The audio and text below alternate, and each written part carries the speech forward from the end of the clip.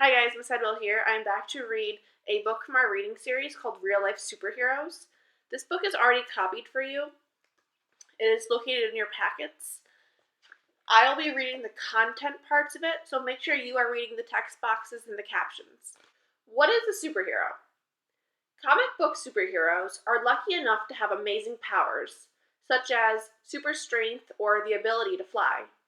Some have special equipment, such as the suits and accessories they wear. These help fictional superheroes to make a real difference. Real life superheroes have a much harder task. They don't have any superpowers to help them. Instead, they must rely on inner strengths, such as determination and bravery, in order to help others. Taking a stand. Real life superheroes are brave because they stand up for beliefs that others don't share. They may risk being laughed at or even getting into trouble for what they believe in. The important thing is that this does not stop real life superheroes from achieving their goals. Changing the world. The real life superheroes in this book all put up with ridicule, danger, or abuse to make the world a better place to live. The effects of their world-changing work are still felt today. Richard Martin, A Love for Animals. Richard Martin was the oldest child of Robert Martin, a wealthy Irish landowner. As a child, Richard was very fond of animals and hated to see them treated badly. A Life in Politics. Richard's father wanted to be an MP when he grew up and sent him to England to be educated. When he was just 22 years old, Richard became an MP for the first time. MP is a Member of Parliament. Prepared to fight. As an MP, Richard was known for his great sense of humor, which often had the other MPs in fits of laughter. Equally, Richard was known for settling disagreements in his private life by fighting duels. Once he fought a duel against a man who deliberately killed a friend's dog. Both men were injured in the duel, but Richard felt he had taught the man a lesson that he would never forget. Handing out punishment. In 1794, Richard's father died, leaving his land to Richard. Richard also inherited the right to hold a local court on the land. Richard surprised his tenants by using the court to punish any of them who mistreated their farm animals. Richard usually fined his tenants, but sometimes he imprisoned them for a few days on an island on his estate instead. Changing opinions. During his career as an MP, Richard tried to persuade his fellow MPs that it was wrong to mistreat animals. He wanted them to support a law that would make cruelty to animals a crime. At first, most people just laughed at Richard's ideas. Few people thought animals had feelings or needed any laws to protect them. However, like many real-life superheroes, Richard kept trying to change their minds. Slowly but surely, he got more people on his side. Outlawing mistreatment. It took Richard many years, but in 1822, when he was 68 years old, he finally managed to get Parliament to pass some of the first laws in the world to protect animals. These laws were known as Martin's Act. They made it illegal to beat or mistreat cattle and other farm animals. This was a great success for Richard and his supporters. But Richard wanted more. He wanted a law that banned cruelty to all animals. Royal approval. 2 years after Martin's Act was passed, Richard helped form the Society for the Prevention of Cruelty to Animals, SPCA, to bring people who were cruel to animals to court. The society was so well thought of that Queen Victoria granted it royal status, and it became the Royal Society for the Prevention of Cruelty of Animals, the RSPCA. This charity still fights for animal welfare today. Changing the face of animal welfare. As a result of the work that Richard began, anti-cruelty laws and animal welfare groups were introduced around the world. Millions of animals have benefited from his determination to make a difference to the way they are treated. Thomas Bernardo, A Troubled Start. Thomas Bernardo was one of 4 children. He was often very ill as a child, but thankfully he grew up to be fit and strong. Although Thomas was bright and well read, he quickly became bored and often got into trouble at school. He eventually left without passing his exams and went to work as an office worker. New direction.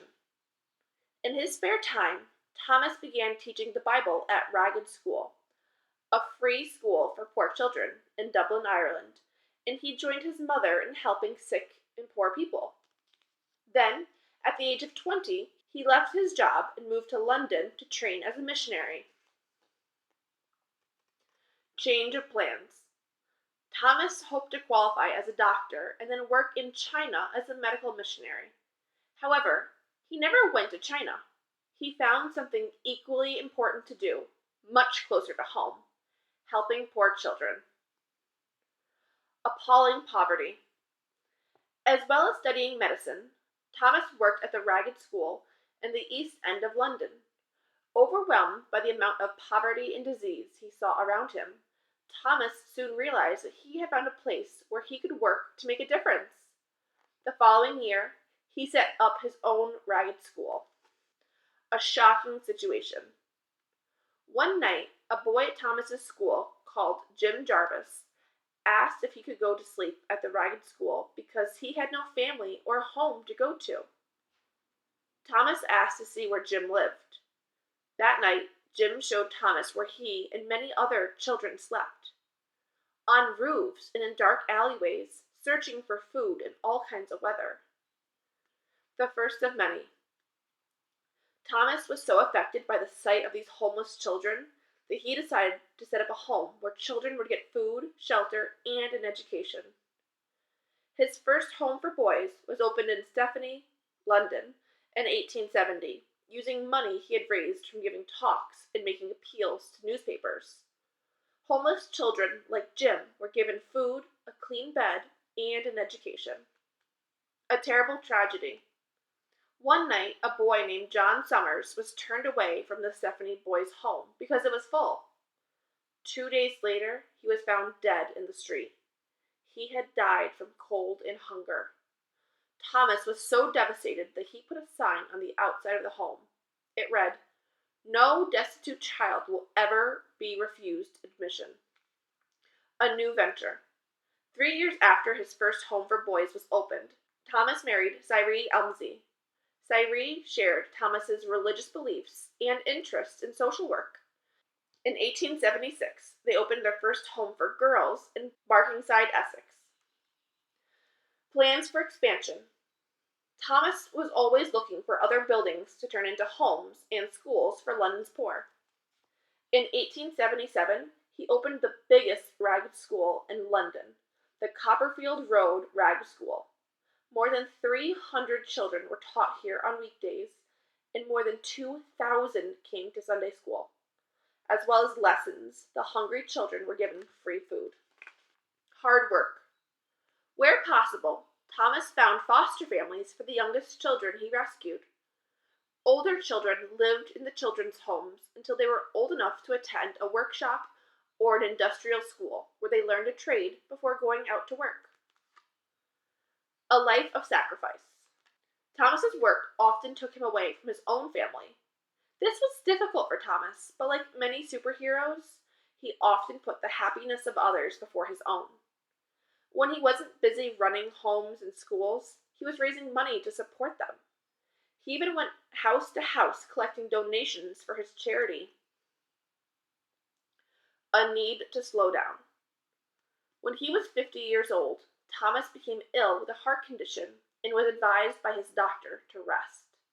However, Thomas found it hard to do nothing, and he returned to working long hours despite his ill health.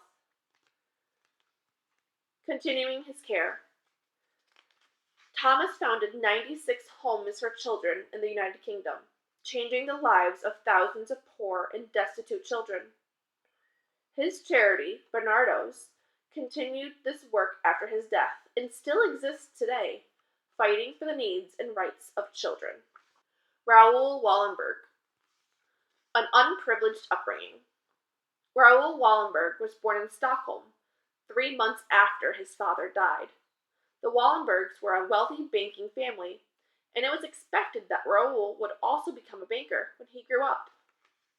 A brilliant student, Raoul studied hard at school, where he showed an interest in drawing and a gift for languages.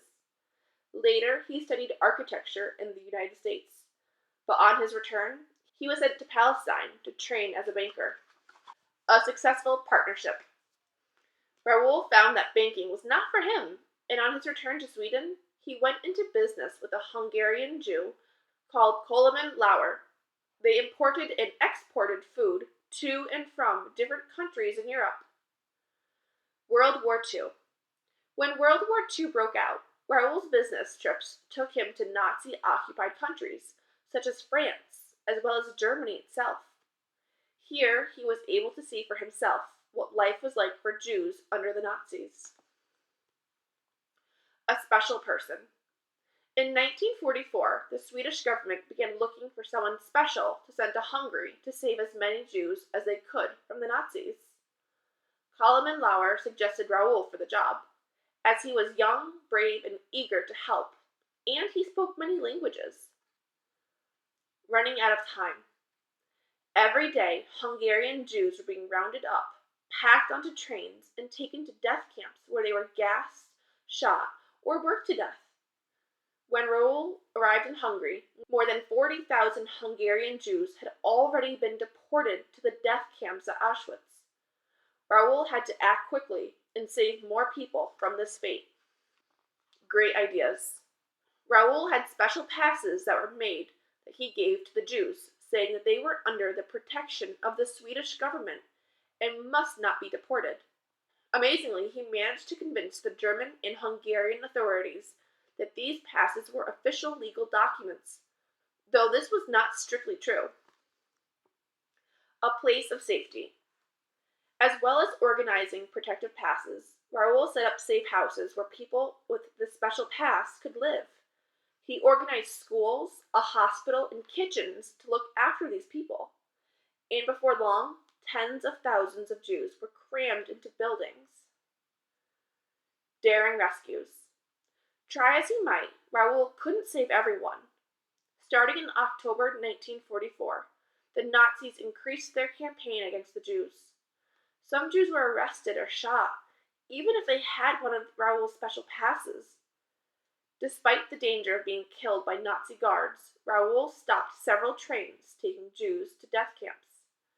Climbing onto the roof, he ordered everyone who had one of his passes out of the trains and took them back to safety. A daring bluff.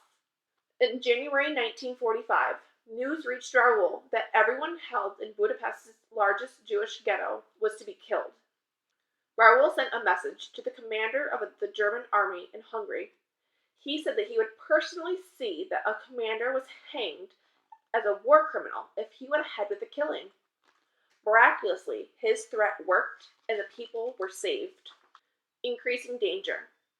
Despite his success, Raoul began to fear that his life was in danger, and he started sleeping at a different house each night to avoid capture. Unknown fate.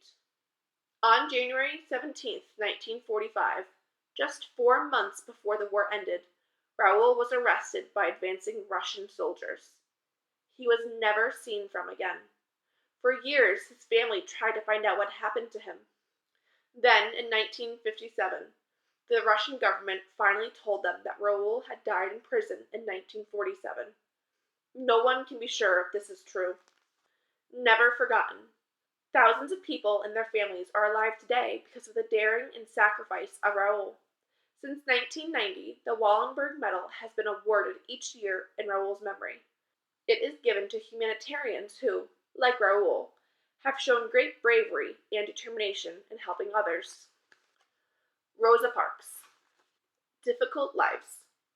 Rosa Parks grew up in the southern United States in the early 20th century. At that time, black and white people lived almost separate lives. In the southern states, the black, or colored as they were called, and the white communities were segregated by law. Interrupted education. Rosa's parents split up when she was little, and Rosa, her mother, and her brother went to live at their grandparents' house. Rosa was taught at home by her mother and didn't go to school until she was 11 years old. She loved school, but had to give it up early to care for her grandmother and her mother when they became ill. Civil rights. Rosa was only 19 years old when she met and married a barber named Raymond Parks. Raymond was already active in the civil rights movement. He strongly believed that black people and white people should not be segregated, but should be free and equal. NAACP. Rosa and Raymond joined the National Association for the Advancement of Colored People, NAACP, a civil rights group that campaigned against discrimination based on the color of a person's skin. Rosa and Raymond were particularly eager to see all black people get the right to vote. By being able to vote, black people could have a say in how the country was run and change its laws for the better. Rosa eventually became secretary of her local NAACP group, sitting her ground. One night in 1955, Rosa caught the bus home from work as usual. She bought her ticket and then went to the back of the bus and sat in the black section. The white section of the bus soon filled up, and when a white man had to stand, the bus driver ordered Rosa to give up her seat. Rosa refused. She knew to refuse was against the law, but Rosa believed that it was a bad law. She was tired of being pushed around and always being made to feel second best. The bus driver called the police, and Rosa was arrested. Mixed reactions. After her arrest, Rosa's friends and supporters praised her for her bravery in breaking the law. However, many people were also angered by her actions. Rosa lost her job and her privacy, and she suffered racial abuse and even death threats. Like many superheroes, Rosa showed great courage throughout this difficult time. Bus boycott. As a protest against the bus laws and Rosa's arrest, most black people in Montgomery agreed to stop using the buses. This boycott cost the bus company a lot of money, as most of their customers were black. Finally, on December 21st, 1956, the Supreme Court in Washington ruled that the buses should no longer be segregated, and the boycott ended. From a spark to a flame. Rosa's refusal to give up her seat on the bus was a very important moment in the history of American civil rights. It was the spark that inspired other civil rights protests in America and abroad, which helped bring racial segregation to an end in the United States. A fresh start.